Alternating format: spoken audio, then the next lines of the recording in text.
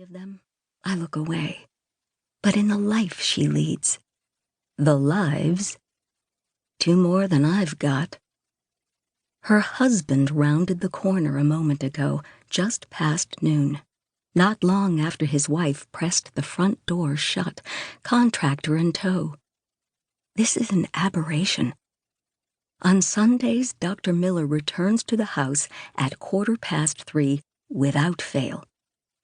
Yet now the good doctor strides down the sidewalk, breath chugging from his mouth, briefcase swinging from one hand, wedding band winking. I zoom in on his feet. Oxblood Oxfords, slick with polish, collecting the autumn sunlight, kicking it off with each step. I lift the camera to his head. My Nikon D5500 doesn't miss much, not with that Optica lens. Unruly marled hair, glasses spindly and cheap, eyelets of stubble in the shallow ponds of his cheeks. He takes better care of his shoes than his face.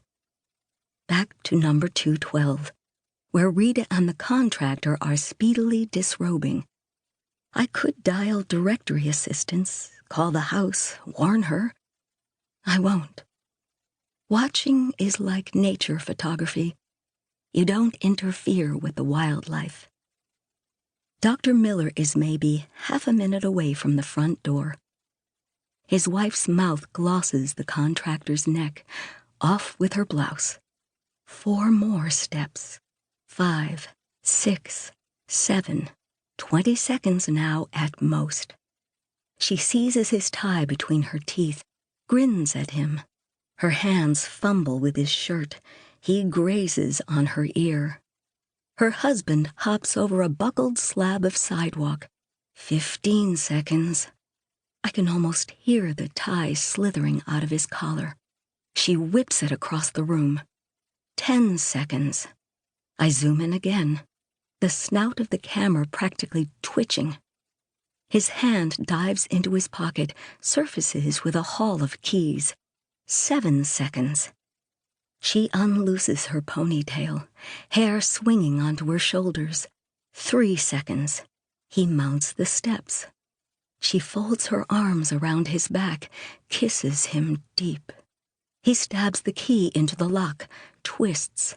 I zoom in on her face, the eyes sprung wide. She's hurt.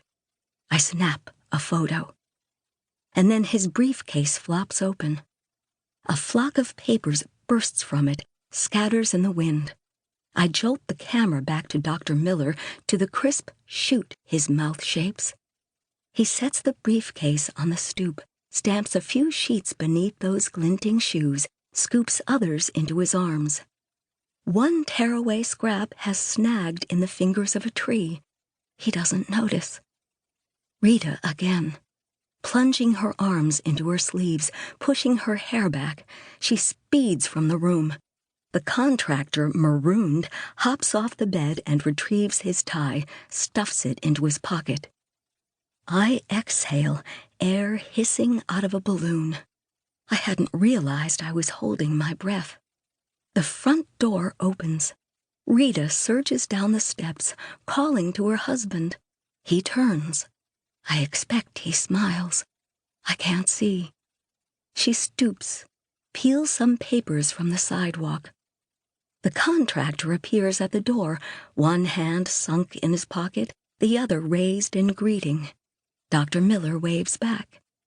He ascends the landing, lifts his briefcase, and the 2 men shake.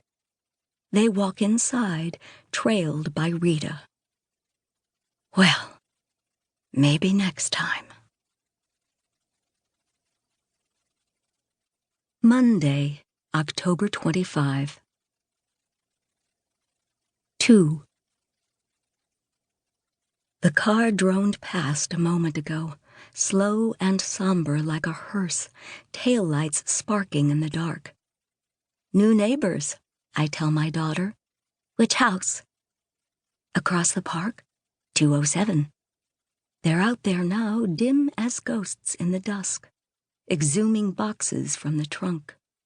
She slurps. What are you eating?